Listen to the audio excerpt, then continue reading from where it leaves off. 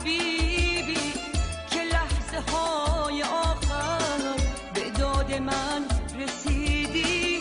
تو نوری از خدایی که پیغام خدا رو به گوش من رساندی، به روح من دمیدی.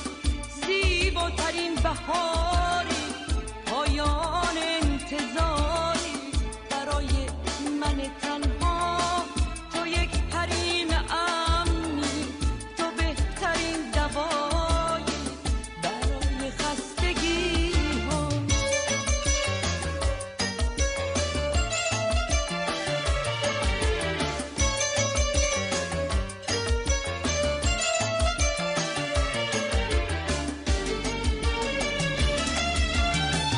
من پول بار عشق و تا پای جان کشیدم، در زیر سایه های خوشباوری خزیدم. اما یه قلب ساده ندیدم که ندیدم، ندیدم که ندیدم. من از تکرار حرف دوست دارم خسته‌ام. من به اون کس که باید دل ببندم بستم، دل ببندم بستم.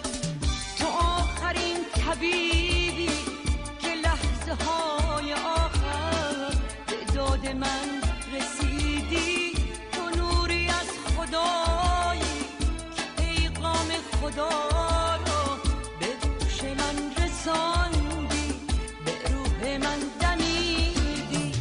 زیباترین بهاری، پایان انتظاری برای من تنها.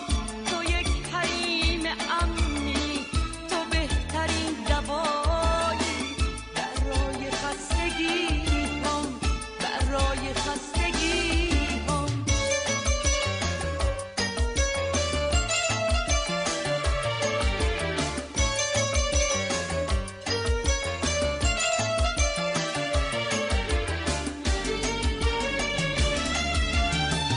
من پول بار عشق و تا پای جان کشیدم، در زیر سایه های خوشباوری خزیدم. اما یه قلب ساده ندیدم که ندیدم، ندیدم که ندیدم.